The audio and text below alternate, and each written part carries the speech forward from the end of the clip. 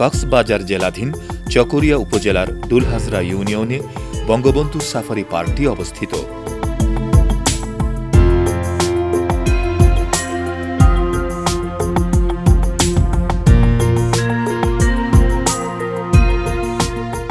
যার অবস্থান চট্টগ্রাম শহর থেকে ১০৭ কিলোমিটার দক্ষিণে এবং কক্সবাজার জেলা শহর থেকে ৫০ কিলোমিটার উত্তরে চট্টগ্রাম কক্সবাজার হাইওয়ের পাশে।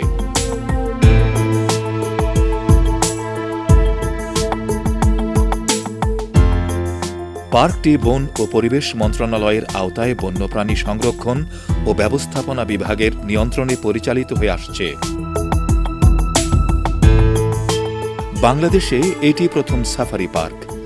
এ পার্কটি চিরসবুজ গাছপালা ও বন বনানীতে ঘেরা, যেখানে রয়েছে গর্জন, বৈলাম, তেলসুর ও চাপলিশ জাতীয় বৃক্ষ।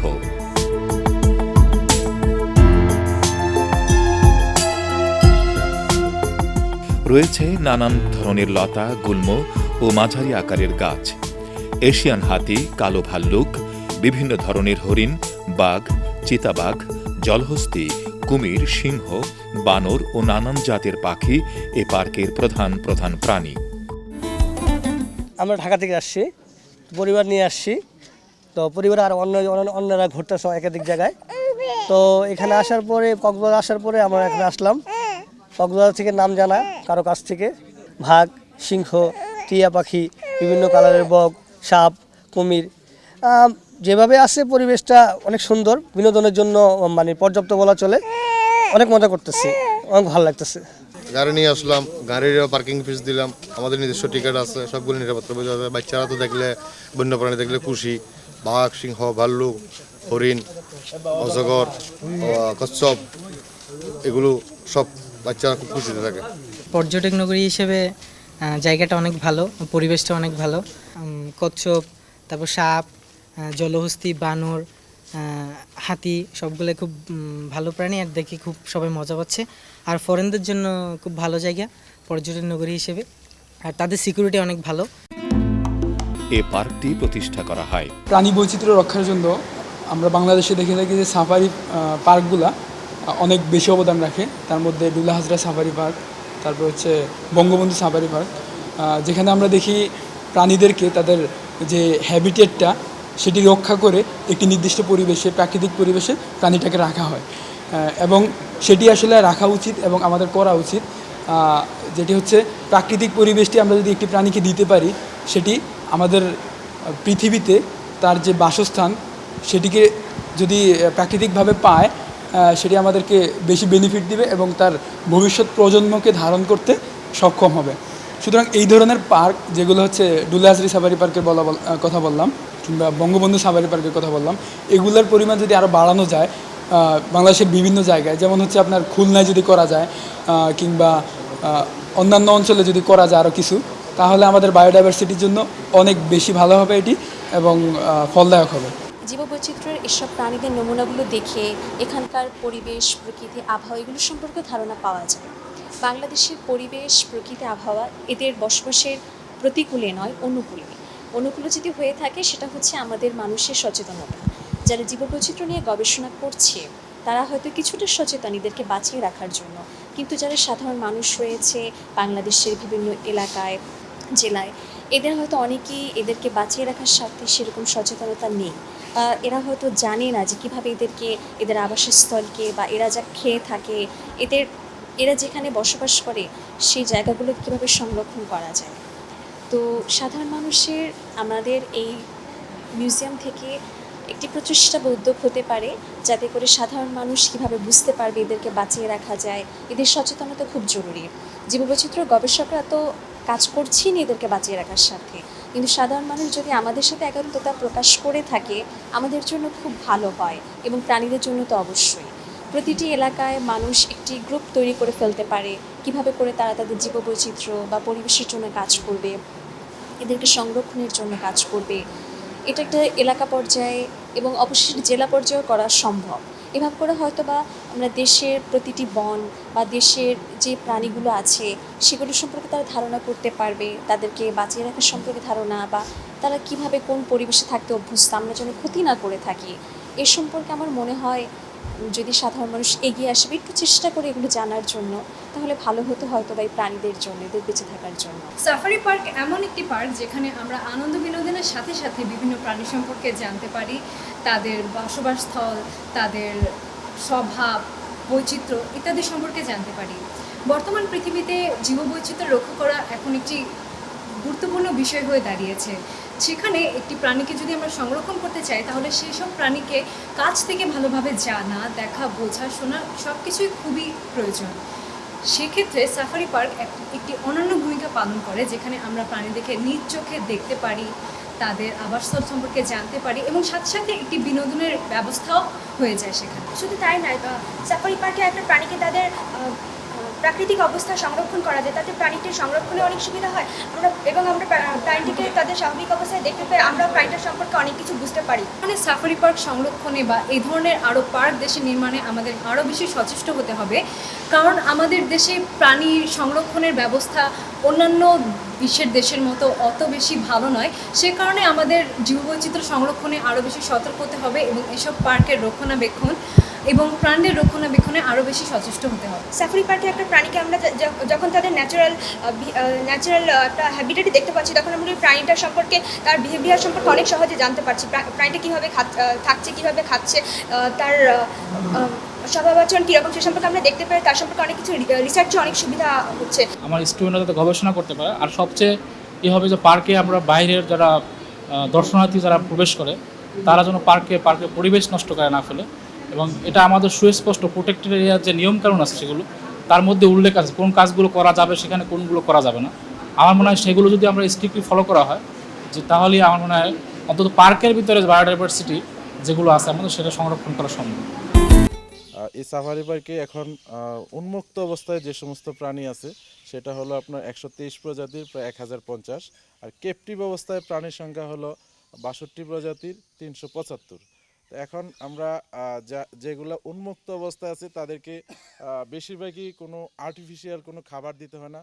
তারা আমাদের আমরা বিভিন্ন জায়গায় তাদের হ্যাবিটেট ডেভেলপ করে দিয়েছি। তারা বিভিন্ন জায়গায় বিচরণ করে, তাদের খাবার সংগ্রহ করে এবং প্রজনন ক্ষমতাও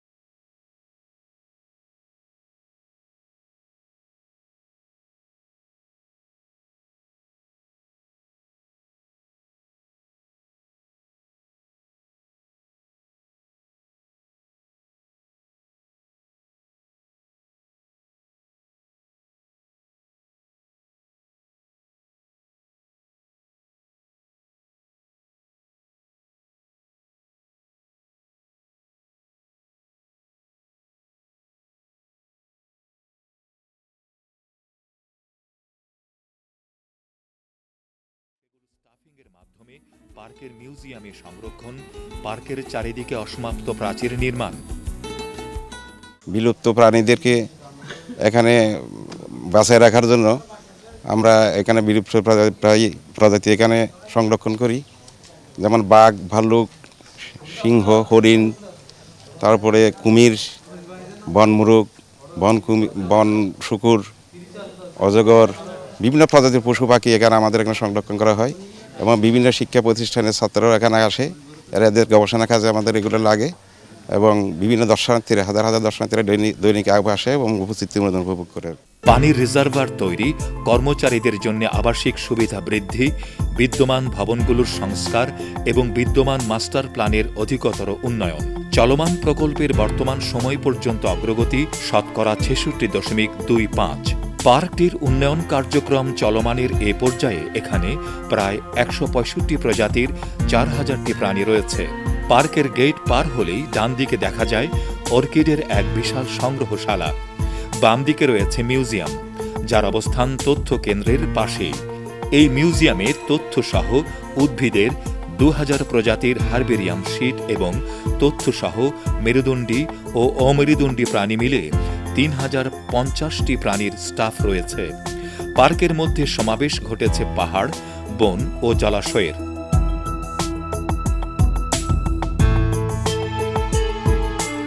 গাড়ি করে বা পায়ে হেঁটে এই পার্কটি ঘুরে দেখা যায়। পর্যবেক্ষণ টাওয়ারে উঠে বিশাল পার্কটির সামগ্রিক দৃশ্য দেখা যেতে পারে। হাঁপিয়ে উঠলে গোলাঘর, রেস্ট হাউস বা কটেজে বসে বিশ্রাম গ্রহণের সুযোগ রয়েছে। পার্কে ঘোরার জন্য নিরাপদ মিনিবাস ও জিপ গাড়ি রয়েছে। বাসে বা জিপে করে যাওয়া যাবে সিংহদের সাফারি এলাকায়। এটি পার্কের দক্ষিণ পশ্চিমে 60 হেক্টর জায়গার উপর প্রতিষ্ঠিত। এর পাশাপাশি রয়েছে 50 হেক্টর জায়গার উপর বাঘের সাফারি এলাকা। পার্কের উত্তর পশ্চিমে লেক সংলগ্ন এলাকায় 5 হেক্টর জায়গাব্যাপী কুমির ব্যাংকে রয়েছে নানান ধরনের কুমির। কুমিরের প্রজাতি যেন হারিয়ে যেতে না পারে, সেজন্যই এই ব্যাংক প্রতিষ্ঠা করা হয়েছে।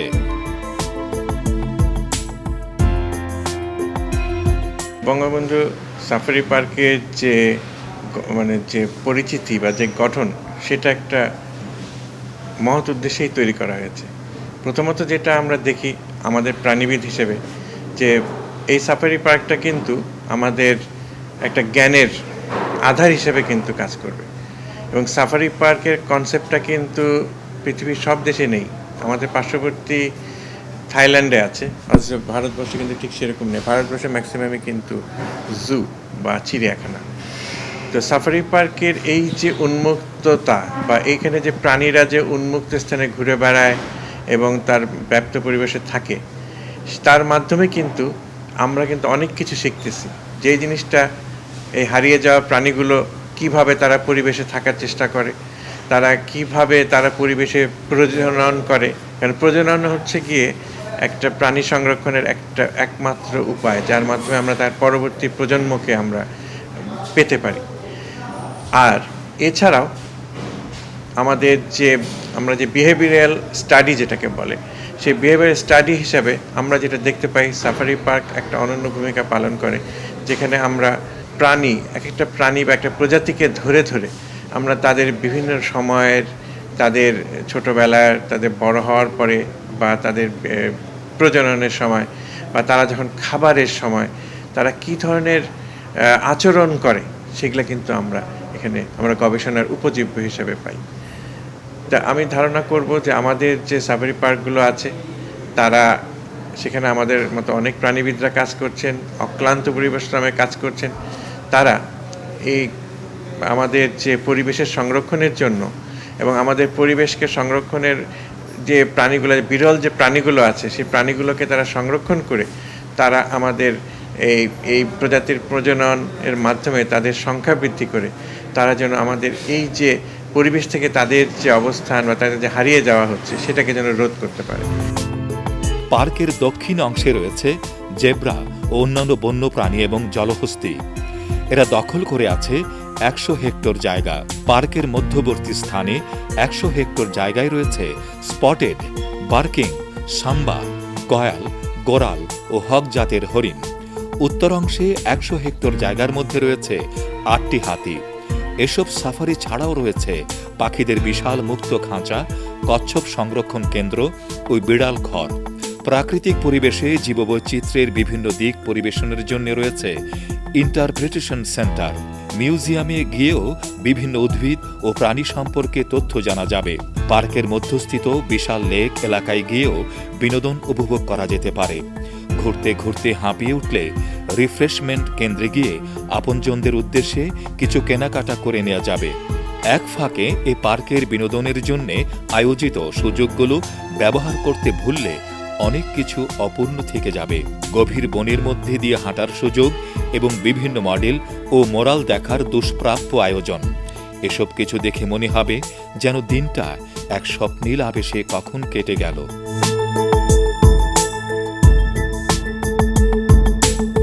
আমাদের এই পার্কের উদ্দেশ্য হচ্ছে এক্স সিটো কনজারভেশন। যে সমস্ত বন্যপ্রাণী এন্ডেঞ্জার্ড, এই সমস্ত বন্যপ্রাণীকে আমরা এই সাফারি পার্কের এগুলোর প্রজনন, এগুলোর হ্যাবিটেটের মাধ্যমে এটা আমরা বৃদ্ধি করার চেষ্টা করছি। তার মধ্যে আছে বাঘ, সিংহ, হরিণ, ভাল্লুক, জলহস্তী, তারপরে ওয়াইল্ড বিস্ট ইত্যাদি আপনার প্রাণী রয়েছে। আমাদের দেশে অনেক বন্যপ্রাণী বিলুপ্ত হয়ে গেছে এবং অনেকগুলো অলরেডি IUCN-এর রেড ডেটা লিস্টে অন্তর্ভুক্ত আছে, যেগুলো এন্ডেঞ্জার্ড হিসেবে। কাজেই আমরা ওইসব প্রাণীকে যদি আমরা এখানে এক্স সিটো কনজারভেশনের মাধ্যমে এগুলার বংশবৃদ্ধি করতে পারি, তাইলে এটা আমি মনে করি যে এটা একটা অনন্য ভূমিকা রাখবে। পরিবেশের ভারসাম্য রক্ষার জন্য এই প্রত্যেকটা জিনিস, জীব, জড়, প্রাণী, উদ্ভিদ সব কিছুর একটা সম্মিলন দরকার, তাইলে এটা পরিবেশ তার স্বাভাবিক অবস্থায় বিরাজ করতে পারে। একটা এই যে পরিবেশের যদি কোনো একটা কম্পোনেন্ট বিলুপ্ত হয়ে যায়, তাহলে এটার একটা পার্শ্ব প্রতিক্রিয়া থাকে। তা আমরা যদি সচেতন হই, এই যে আমাদের খাদ্যের অভাবে বা পরিবেশ হ্যাবিটেট নষ্ট হয়ে যাওয়ার ফলে সে এশিয়ান এলিফ্যান্ট, যেটাকে বলা আমরা ফ্ল্যাগশিপ স্পেসিস আমরা বলতেছি, এই হাতিটা এখন অনেক সময় খাদ্যের অভাবে বা বাসস্থান বিনষ্ট হয়ে যাওয়াতে লোকালে চলে আসে। এখন মানুষ মনে করে যে হাতি আসছে, উৎপাত করতেছে, তখন হাতিকে মানে আঘাত করার, হাতিকে মারার একটা অপকৌশল থাকে। এটার সাথে আরও অনেক অসৎ উদ্দেশ্য থাকতে পারে। এই ক্ষেত্রে আমরা যদি মনে করি যে না, হাতি তো আমাদের কোনো ক্ষতি করছে না, আমরা হাতির পরিবেশ নষ্ট করেছি, হাতির বসবাসের জায়গা সংকুচিত করেছি, আমরা ঘর বাড়ি, বসতভিটা, জায়গা জমি বৃদ্ধি করার জন্য, সেই ক্ষেত্রে আমরা হাতিকে না মেরে হাতিকে কীভাবে আমরা হাতির ইয়েতে পরিবেশে ফিরিয়ে দিতে পারি, সেই সচেতনতা যদি আমাদের মধ্যে থাকে, এটা একটা প্রজাতির কথা বললাম, তাইলে আমার মনে হয় আমাদের এটা একটা বড় ভূমিকা রাখতে পারে মানুষ তার সচেতনতার মাধ্যমে। তাহলে এইভাবে বন্যপ্রাণী আমরা রক্ষা করতে পারি। কক্সবাজার থেকে আমাদের দুলাহাজারের সাফারি পার্কের দূরত্ব বেশি না। এখন সবাই যদি এখানে আসেন এবং সাফারি পার্কের যে বৈচিত্র্য, এই সৌন্দর্য, এই প্রাকৃতিক একটা পরিবেশে যে বিলুপ্ত পশু পাখি দেখার এটা উপভোগ করেন, তাইলে একদিকে যেমন তারা তাদের চিত্ত বিনোদন হবে, অন্যদিকে আমরা সরকারের কিছু রাজস্ব আয় হবে। কক্সবাজার একটি পর্যটন জেলা। এ জেলায় রয়েছে পৃথিবীর সবচেয়ে দীর্ঘ সমুদ্র সৈকত, যা ভ্রমণ পিয়াসী মানুষের মনকে প্রতিনিয়ত টানে। সারা বছরই এ সৈকত মুখরিত থাকে হাজারো মানুষের ভিড়ে। সে জেলাতেই যদি এই সাফারি পার্কটি সঠিকভাবে পরিচালিত হয়, তাহলে এটি ভ্রমণ বিলাসীদের জন্য সংযোজন ঘটাবে আরও বেশি বিনোদনের সুযোগ।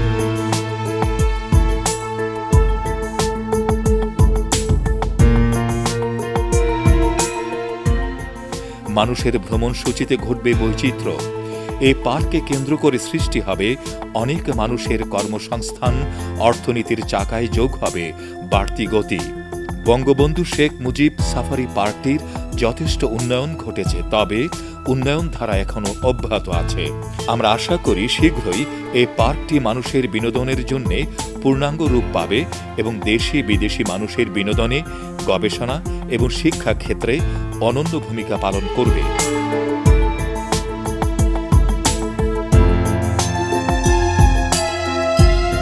যে সমস্ত প্রাণী পুরোপুরি অরণ্যে থাকতে পছন্দ করে, সেই অরণ্যের একটি আবহাওয়া আমরা দুলহাজারা সাফারি পার্কে সৃষ্টি করতে সক্ষম হয়েছি। একই সাথে মানুষের যে চিত্তবিনোদনের সুযোগের জন্য আমরা বিভিন্ন স্থাপনা তৈরি করেছি, যাতে এই বন্যপ্রাণীগুলি মানুষ সহজেই এগুলি দেখতে পারে। দেশের দূর দূরান্ত থেকে যে সমস্ত মানুষ কক্সবাজারে যায় চিত্তবিনোদনের জন্য, সি বিচে যারা যায় দেখার জন্য, তার একটি বিশাল অংশ এই সাফারি পার্কে, দুলহাজারা এই সাফারি পার্কে যেয়ে থাকে। এই সাফারি পার্কের আধুনিকায়ন করেছি এবং দেখার জন্য উপযুক্ত স্থান নির্মাণ করেছি। যেমন কুমিরের একটি দেখার জায়গা আছে, সেখানে আপনারা দেখেছেন একটি সুন্দর একটা প্ল্যাটফর্ম করা হয়েছে।